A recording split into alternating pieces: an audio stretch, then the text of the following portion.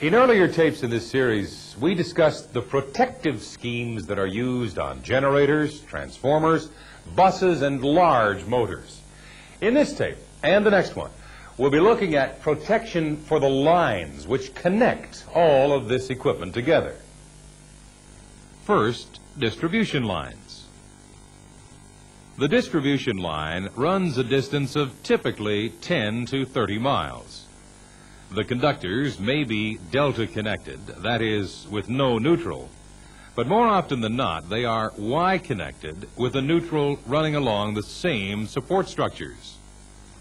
The loads across the three phases are often out of balance, so that some current normally flows along the neutral. The neutral is usually connected to ground at the source transformer, and additionally by connection to the grounding straps, which run down intermittent poles into ground. By far, the most common way of operating a distribution line is by a radial connection, like this. The line is supplied from a source at one end only, and loads are tapped off to feed the customers all along the route. Current flow is in one direction only, even under fault conditions.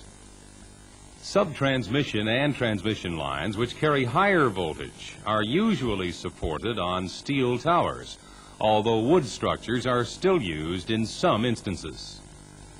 Only 3 conductors are run as the load is considered to be balanced. Usually a grounding wire is connected along the top of the tower, both to act as a shield against lightning and also as a conductor for ground currents. The foot of each metallic tower is also grounded through a grounding rod. The sub-transmission line may be connected radially, that is, one line to supply one distribution substation, but more commonly, it is connected in a loop arrangement like this. Here we have one source of supply feeding into a loop, which may cover a total distance of, say, 50 miles. At various points around the loop, distribution buses are located. In some systems, large industrial consumers are fed directly from this sub-transmission system at high voltage. The advantage of the loop is that in case of a fault, say here, this faulty section of line can be isolated by opening the breakers at each end, while the loop continues to supply the remainder of the customers.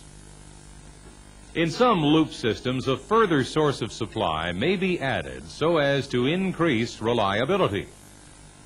The sub-transmission lines provide the link between the high-voltage bulk transmission system and the various distribution stations.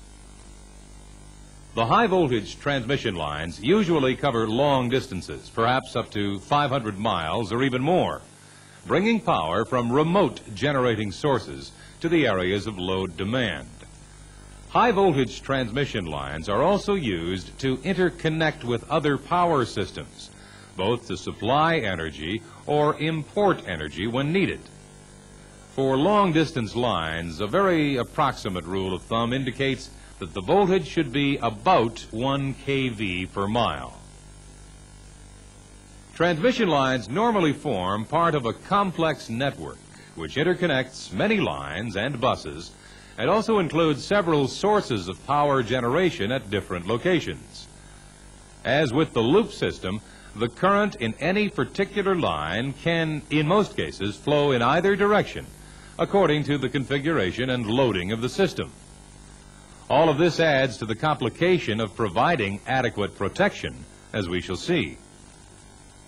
Now, what are the types of faults that can occur on lines?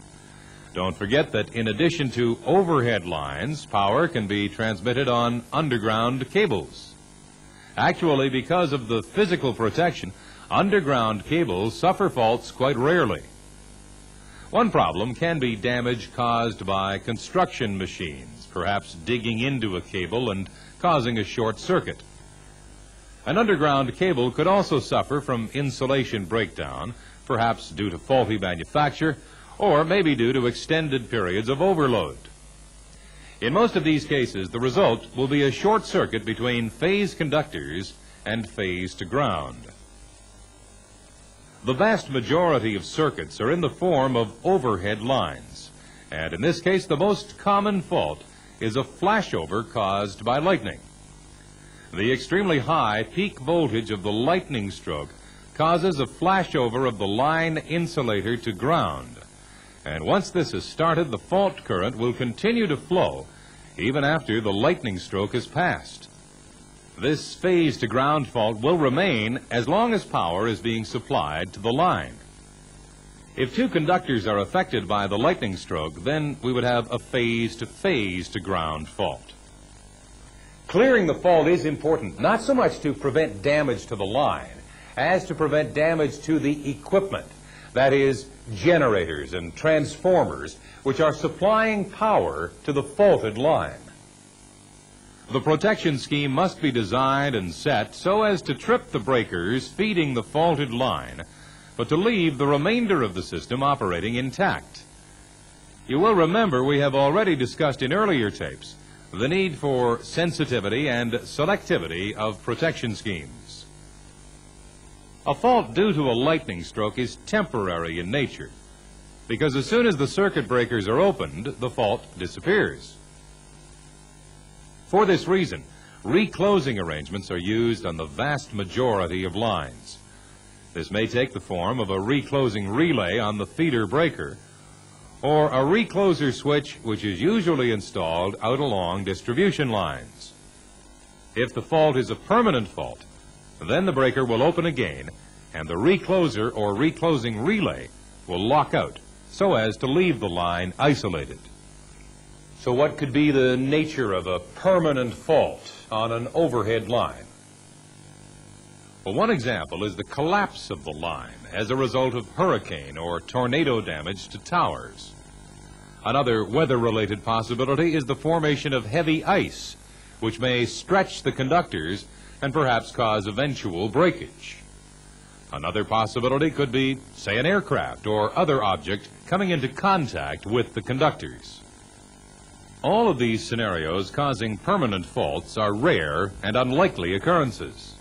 However, on distribution lines, a fairly common cause of a permanent fault is when the branches of a tree fall into contact with the conductors, causing a phase-to-phase or phase-to-ground fault. Now, bearing in mind all that we have said, it is obvious that the type of protective scheme chosen will depend very much upon the installation itself. For example, it is certainly far more simple to protect a single radial distribution line than a transmission line which forms part of a complex network. Moreover, the isolation and outage of a transmission line may cause interruption of power to many, many more customers than the outage of a single distribution line. Backup protection is important so that if the primary protection fails to clear the fault, the backup will take over and operate after a short time delay. In all situations, the objective is to provide protection which is sensitive, selective, and reliable. We'll be looking at the various line protection schemes as we proceed through this tape. For now, let's take a break. Please switch off the tape and review the material in your workbook.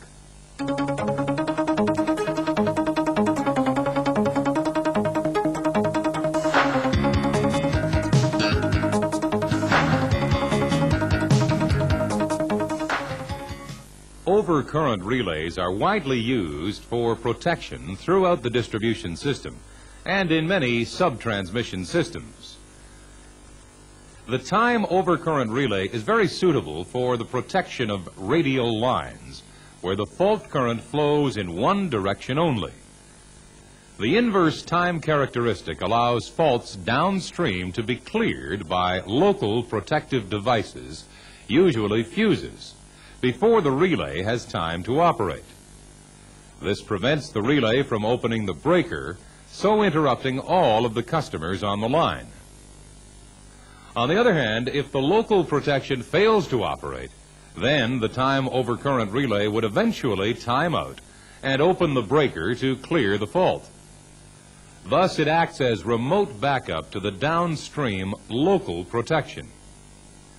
As we noted before, operation of remote backup protection causes an outage to many more customers than local protection. Ideally, 3 CTs and 3 overcurrent relays will be installed and connected like this, 1 per phase. An additional relay can be connected to measure any residual current and so detect ground faults. In some installations, one of the phase relays is omitted for economy. This arrangement will still detect phase-to-phase and phase-to-ground faults. However, if a phase relay fails in this setup, there is no backup. In setting the time over current relay, we must make 2 adjustments. 1, the pickup value, that is, the point at which the relay starts to operate. And 2, the time dial setting, which defines the time of operation for different values of fault current. The time characteristic is often shown on the single line diagram like this, with the vertical axis representing time in seconds. With a fault close in to the breaker, the magnitude of fault current will be highest, and consequently the time delay is the shortest. In setting the relay pickup, we need to take into consideration the value of short-term maximum load current. For short-term load, it is usual to consider the average over a period of 15 minutes to 1 hour, not the instantaneous peaks. The relay should obviously be set with a reasonable margin above that average. In addition to maximum load current, we must also allow for any magnetizing inrush current to feed the transformers along the line. We must also allow for cold load pickup when the line is switched in. Typically, the pickup of the phase over current relay is set to about 1.5 to 2 times the short time maximum load current. The ground relay is usually set to about half that value in order to keep the pickup as low as possible. We'll be talking in more detail about ground fault protection later in this tape. In order to set the time dial of the relay, it's necessary to know the anticipated value of fault current for a fault close into the breaker and for a fault at the far end of the line. As we know, the level of fault current flowing to feed a short circuit at the far end of the line will be less than for a short circuit close in. This is because of the impedance of the line between the 2 points. There is also another factor which may affect the level of fault current, and that is the amount of fault capacity which is available at the source. What do we mean by this? Well, in periods of high load demand, we could have many generators and parallel circuits feeding into the system. This will provide high fault capacity and low impedance. Conversely, during a period of light load, some of the generators and circuits may be disconnected, so we'll have lower fault capacity. The result is that during light load, the level of fault current at any particular location may be lower than at peak time.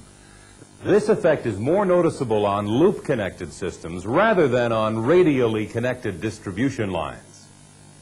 Normally, fault studies are carried out by your company's engineering department to provide maximum and minimum levels of fault expected at each location.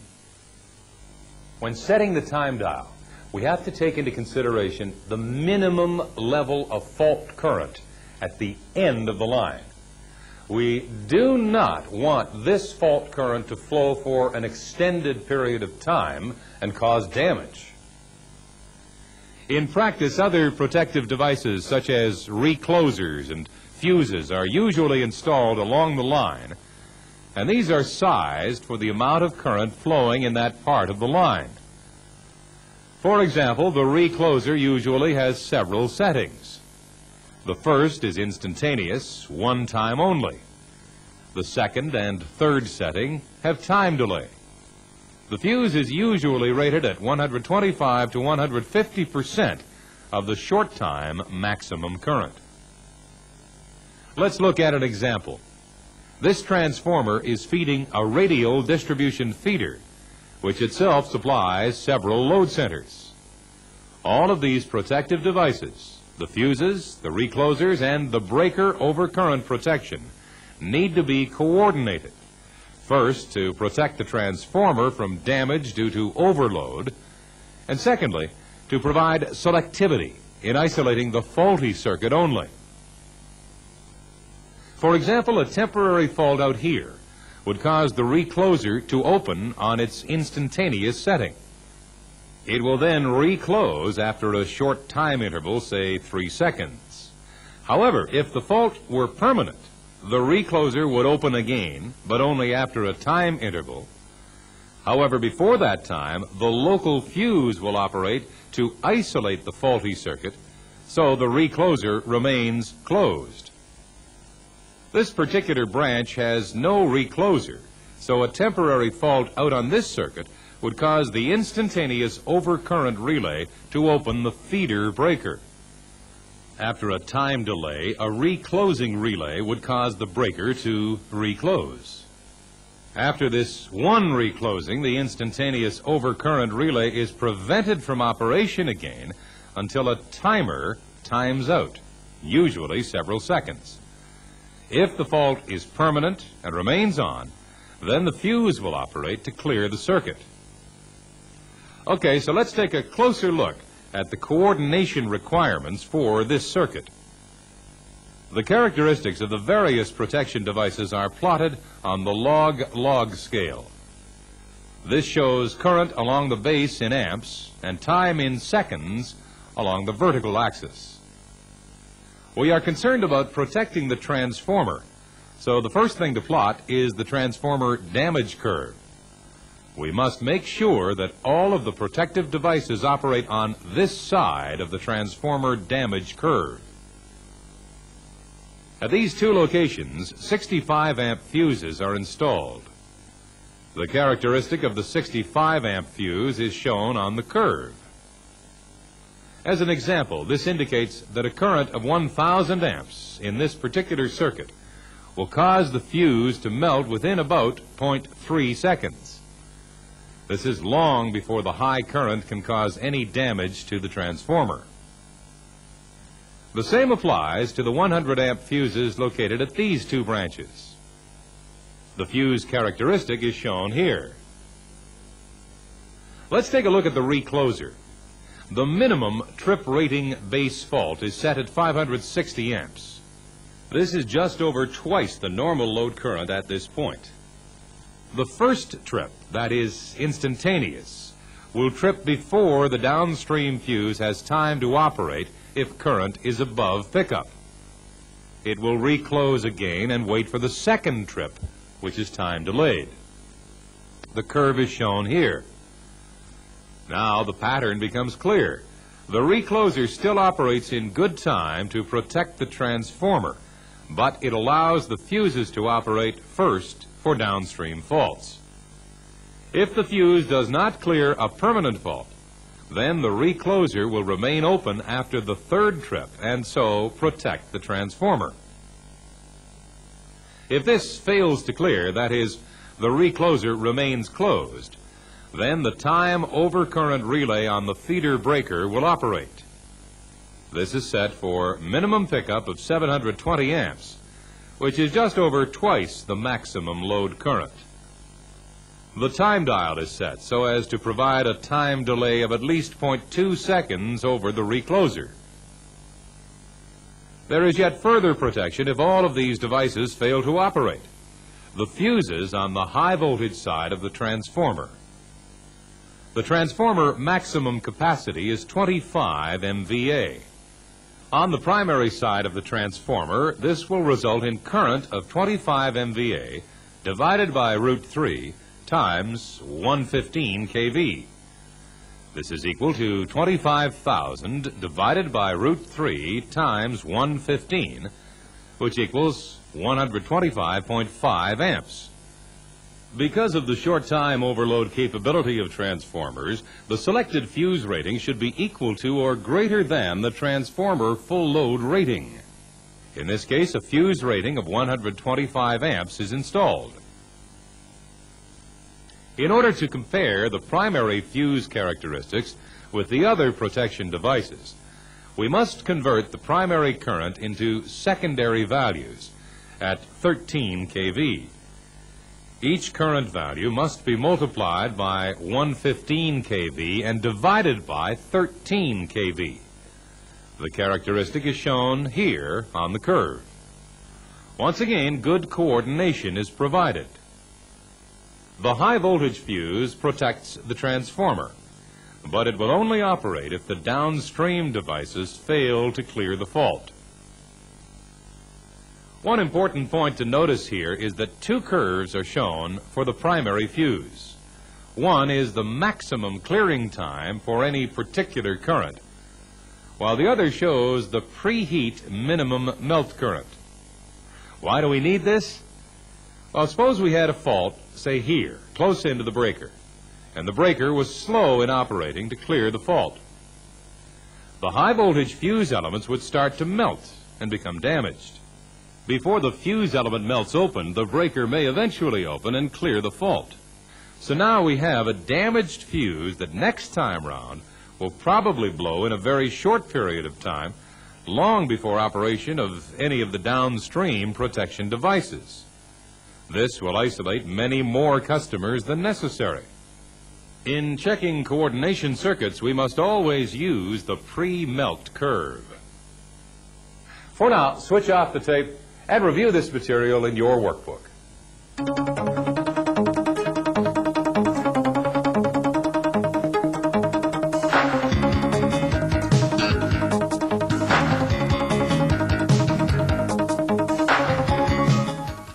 As we mentioned before, a loop arrangement is generally employed in sub-transmission systems and even in the distribution system on occasion.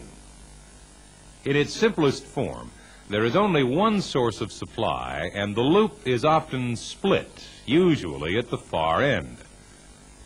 In this case, we have effectively two separate radial circuits, and the protection coordination will be similar to that which we have just looked at in the previous segment.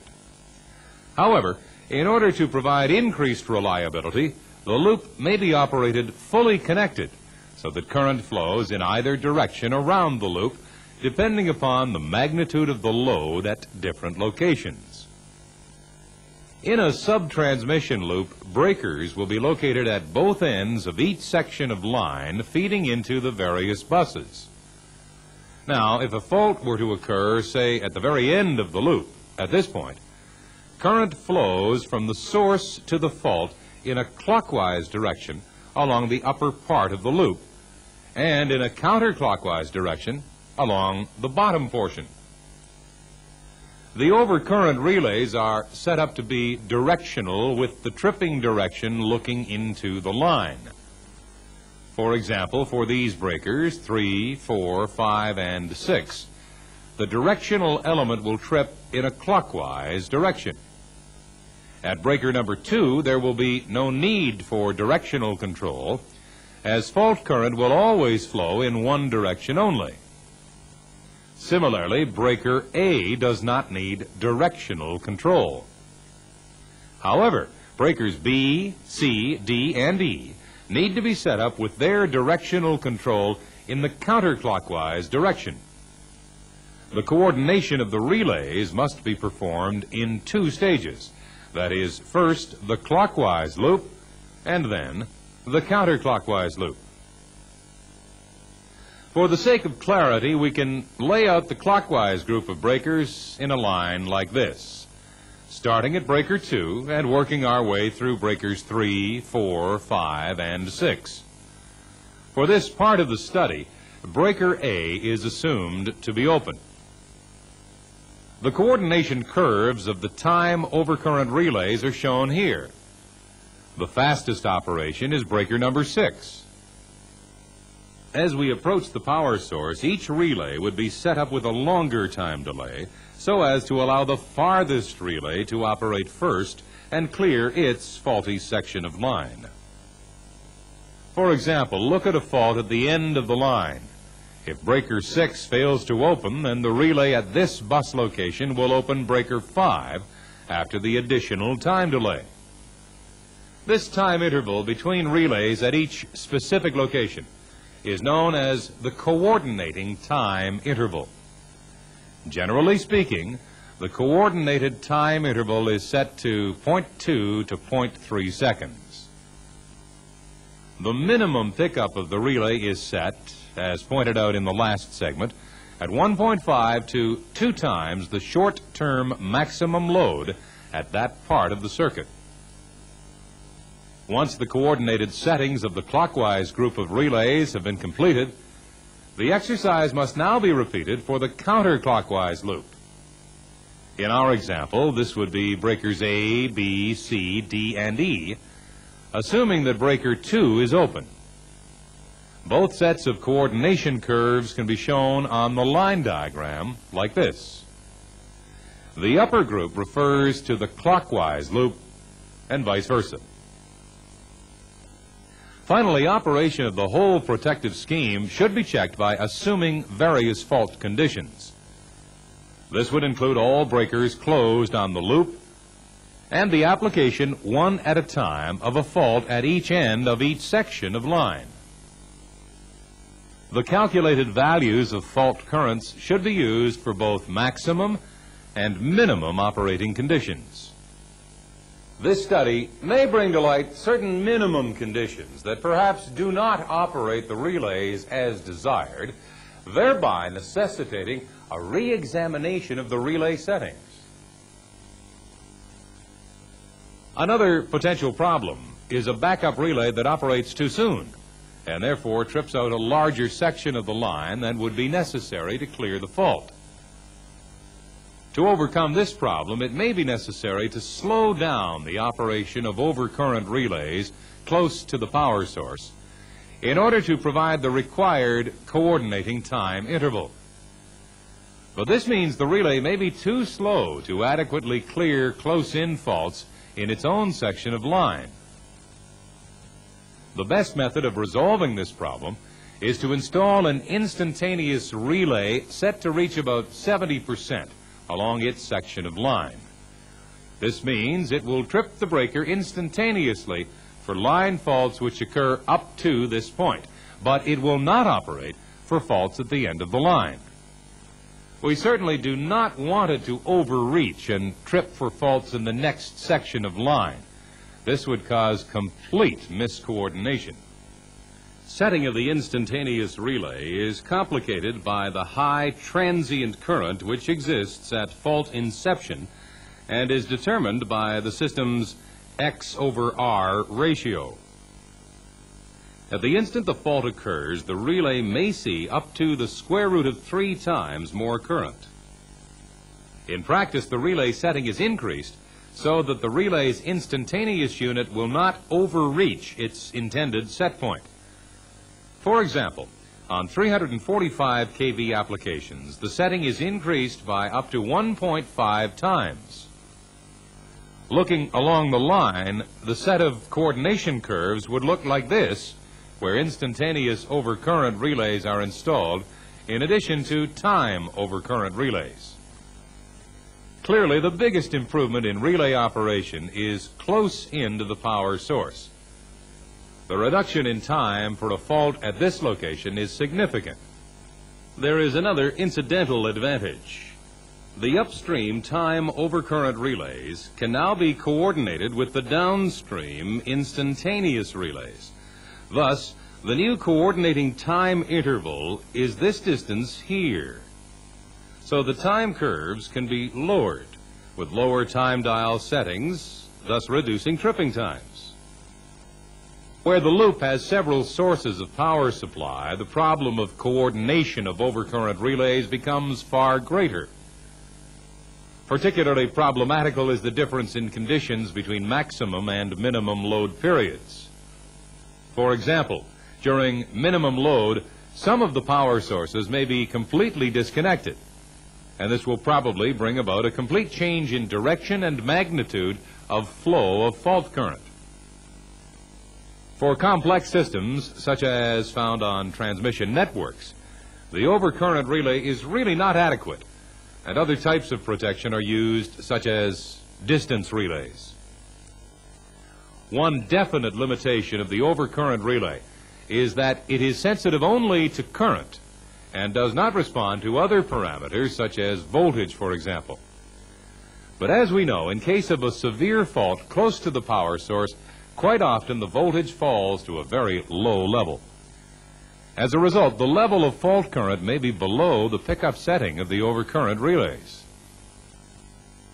One type of overcurrent relay, the voltage restrained or voltage controlled relay, does take account of voltage as well as current. Depending upon fault calculations, the pickup of this relay is often set to a current level which is actually below normal maximum load current for the circuit. As long as voltage is normal, the relay will be restrained from operation. However, if the voltage falls to a predetermined level, say 70%, the restraint is lifted and the overcurrent element is released for operation. Please switch off the tape and review this material in your workbook.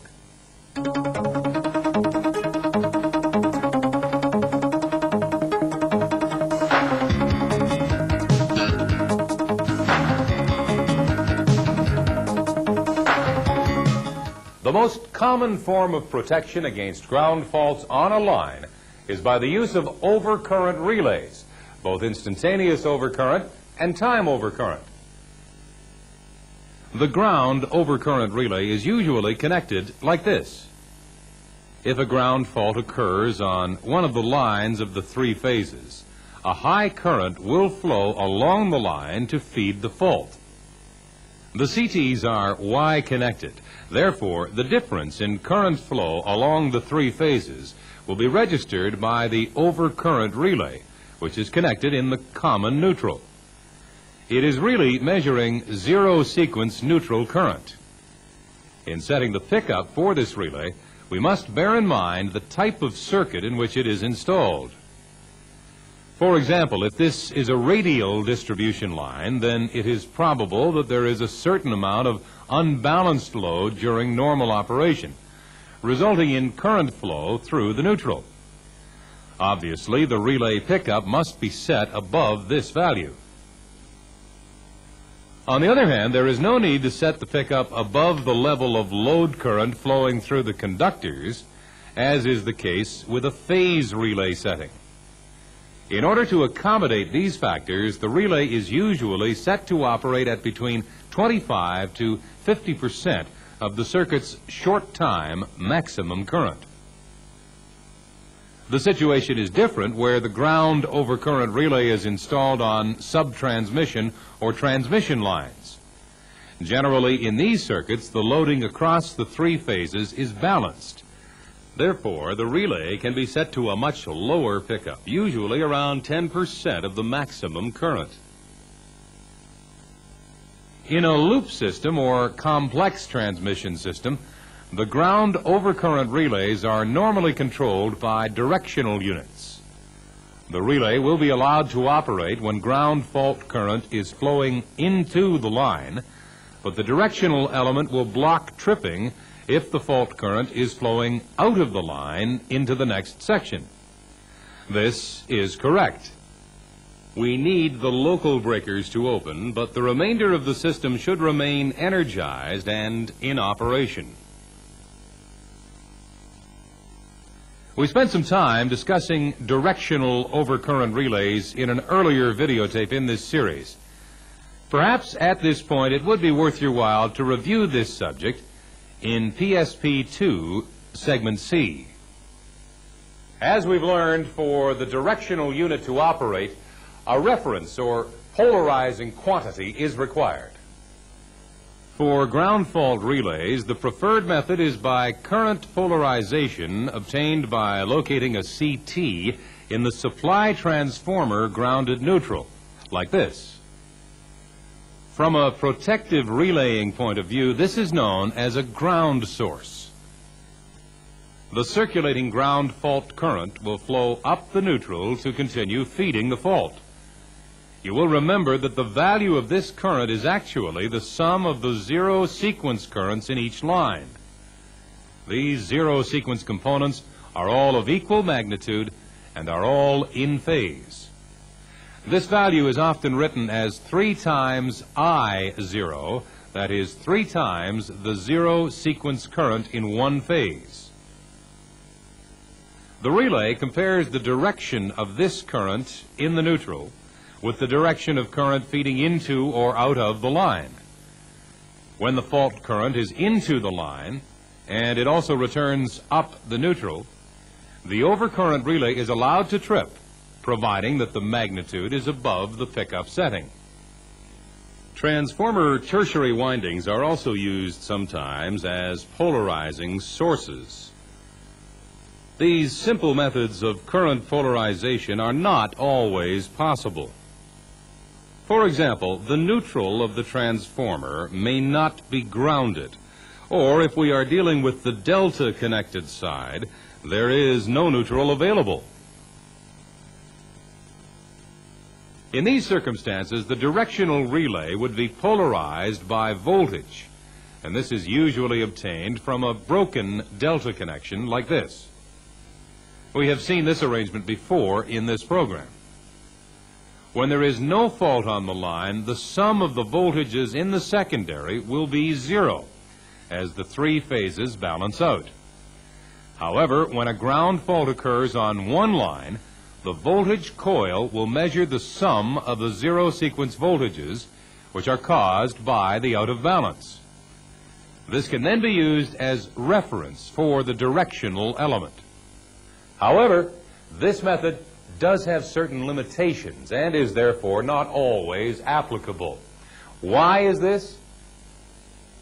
Well, when a ground fault occurs, the zero sequence voltage is maximum at the fault, but is close to 0 at the supply transformer, the neutral of which is solidly grounded. This diagram shows the voltage profile. Remember that the relay is located here at the beginning of the line on bus G. One way around this problem is to utilize as a polarizing source the negative sequence voltage instead of the zero sequence. You'll remember that during a ground fault, negative sequence voltages are created. As shown on this curve, they are lower in magnitude at the fault and fall close to 0 at the source. However, at the location of the relay, the negative sequence voltage is generally, but not always, higher than the zero sequence voltage. This really depends upon the location of the relay and the characteristics of the circuit. A careful analysis would have to be made before applying this method. The negative sequence voltage is obtained from VTs and by connecting the appropriate filter circuit to the relay. Because of the vital importance of polarization in the operation of directional elements, many ground relays are polarized from 2 sources. In this arrangement, there are 2 separate directional elements, one polarized by current and one by voltage. These elements operate in parallel so that either one can release, that is, permit the overcurrent relay to operate. Negative sequence components are also used to overcome the problem of mutual inductance. Now, what is this mutual inductance, also called mutual coupling? Well, a typical example would be where we have, say, 2 230 kilovolt lines strung vertically on either side of a single tower. The 2 lines are strung fairly close together, so that there is some magnetic coupling between them. During normal operation with balanced loading, this should not cause any problem, as the inductance tends to cancel out across the phases. However, if a ground fault occurs on one line, then zero sequence current will flow in all 3 lines. These will be of equal magnitude and all at the same phase angle. The result of this imbalance is to induce current into the adjacent line. Let's look at an example. Line 1 runs between buses G and H, At each end, the buses are connected to the high voltage side of transformers, which are Y-connected with a grounded neutral. Similarly, line 2, which runs in close proximity, is connected between buses R and S. Now let's suppose that there is a ground fault at the far end of line 1, close to bus H.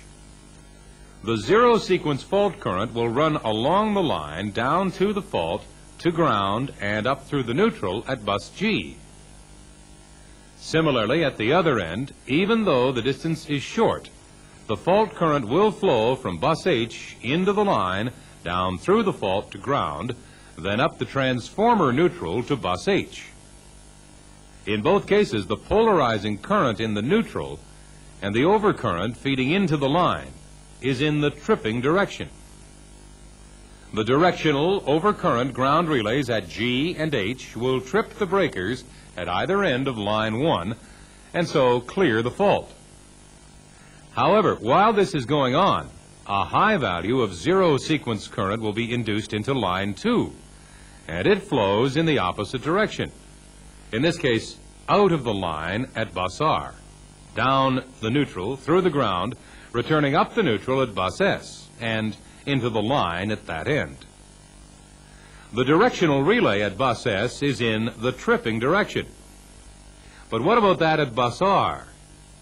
Well, even though fault current passes down the neutral, it will still allow tripping because the current flow through the line is in the out direction at this point.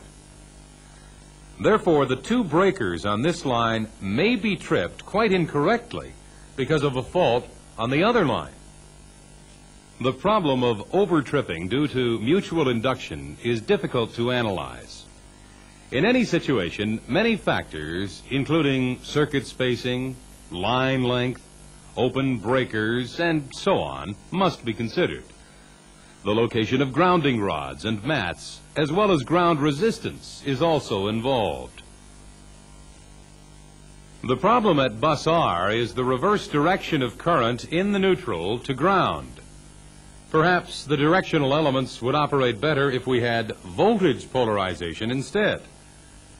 However, if zero-sequence voltage was measured and used at this point, it would still allow tripping because zero-sequence voltage would be induced into the second line.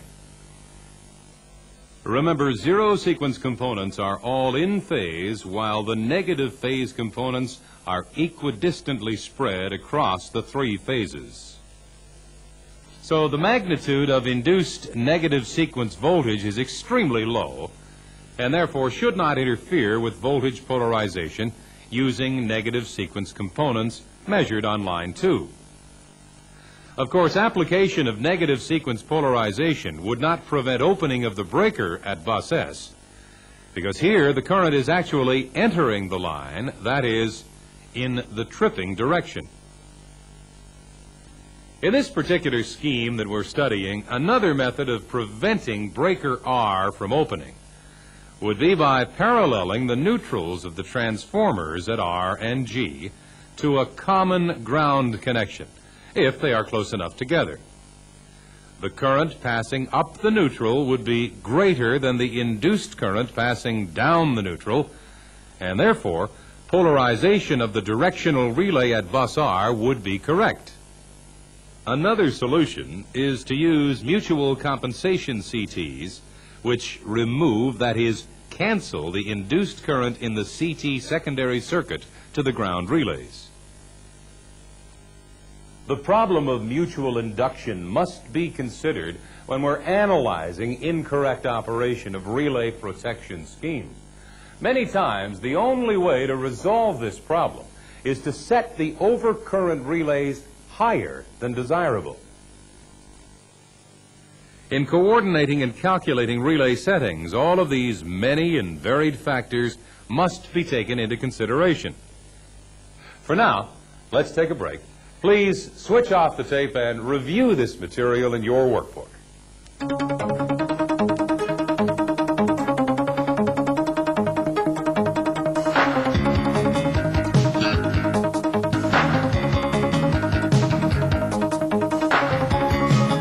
On most high voltage lines, particularly interconnected transmission systems, the preferred method of protection is by the installation of distance relays. Let's look at the basic application of distance relays to part of a power system. First, we'll focus our attention on the bus G location. Here, a distance relay is installed to trip the breaker number 1 and also to protect the transmission line between buses G and H. The distance relay measures voltage and current entering the line, and from this calculates the impedance downstream. This is the total impedance, including that of the other transmission lines and circuits and the system load. If a short circuit occurs, say halfway along line 1, then the total impedance measured by the relay will fall dramatically, and this will cause the relay to operate. An important characteristic of the distance relay is that it operates independent of voltage fluctuations. For example, if the voltage falls and the current falls correspondingly, the impedance measured remains the same. The operating characteristic of the relay is shown by the RX diagram here. This diagram is specifically for the Moe-type relay. The relay will operate once the impedance falls within this circle. The first point to notice is that the relay is unidirectional. It will not trip for faults upstream of bus G, as the impedance in this area is outside of the circle. However, the characteristic can be offset to allow tripping immediately upstream if desired. Another important point is that the relay trip point is at a higher impedance when its phase angle is at this point, 70 degrees, than for a position, say, here, when the impedance angle is only 20 degrees. This is not coincidental. The 70-degree angle approximates the relationship between reactance and resistance of a high-voltage transmission line. With a short circuit occurring on the transmission line, all of the impedance would be represented by the line impedance, that is, at an angle of about 70 degrees. We can plot on this same diagram the actual impedance of the line between buses G and H. Furthermore, we can go on to plot impedance of the lines farther downstream, that is, between H and R, and buses R and S. Note that the line impedances may not be identical due to different construction techniques, types of tower, and so on. Note in this diagram that the relay setting does not extend to the full length of the first transmission line. That is, it does not reach bus H. So, in fact, not all of the line is protected. Why is this? Well, the main point is we do not want this relay on bus G to trip for faults on the transmission line 2, that is, between buses H and R. Therefore, in order to allow for any impreciseness in actual operation of the relay or the power system, Zone 1 is set to operate up to about 80% of the line. The relay is also equipped with a second element, Zone 2, which is set to cover a longer distance. It will operate for a fault occurring along line 1 and into the first 20 or 30% of line 2. This is set with a time delay, so as to allow the Zone 1 element to operate first. However, for a fault within line 1, if the Zone 1 element fails to operate for any reason, then the Zone 2 element will pick up and operate. It will also operate for a fault for the remaining 20% of line 1, and it will operate for a fault in the first part of line number 2. However, the time delay should allow the local protection at bus H to operate first in order to protect line 2.